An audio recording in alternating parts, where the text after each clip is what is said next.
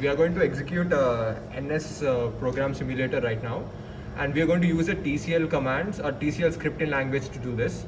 So as you know, TCL is a scripting language. So for that to work, you need to first execute the program from the place where all the NS source files are present. In this case, I have the NS source file present on my desktop. I'm just going to go in.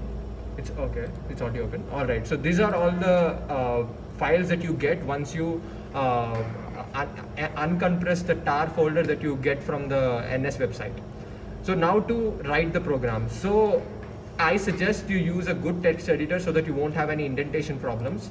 For that, I suggest the application Notepad QQ. You can actually download this from the software application in Ubuntu.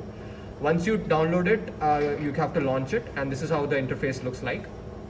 And this is the program that we're going to execute today. You just have to, you can either refer this program, or you can just use Ctrl+C, Ctrl+V and paste it over here.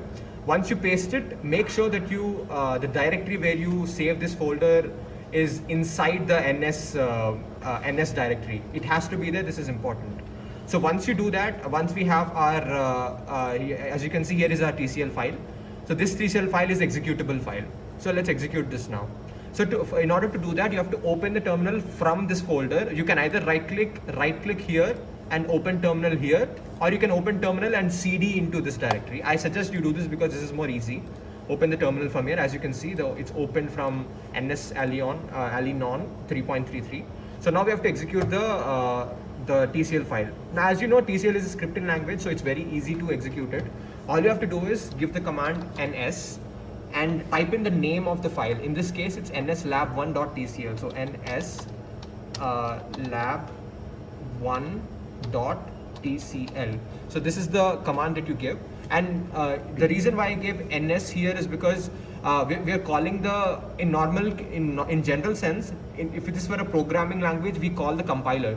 But in this case, we are calling the NS interpreter. NS actually uses an interpreter. It doesn't use a compiler. It uses an interpreter.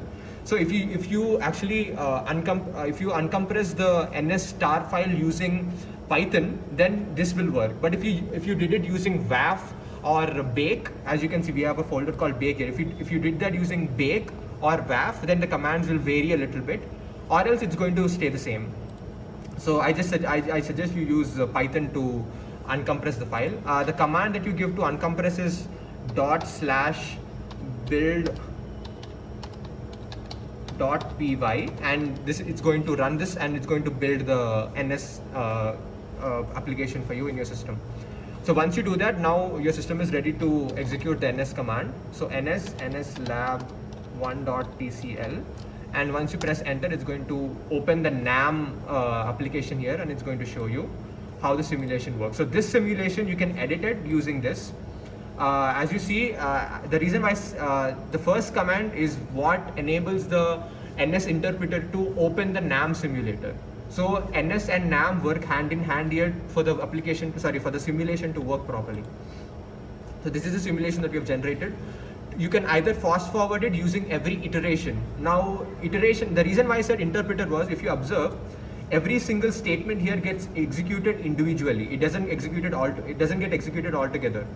So for that, so advantage of this is you can see each iteration hand by hand, as in slide by slide. If you do this, every iteration, as you saw, we have a packet going from here. So pressing this, you can see every single iteration that the packets are undergoing, or you can watch the whole thing like a video. So this shows you the exact idea of how the packets are traveling and what's going on, and it simulates the entire process of what's happening in this network. So once that is done, you've executed your TCL code using NS.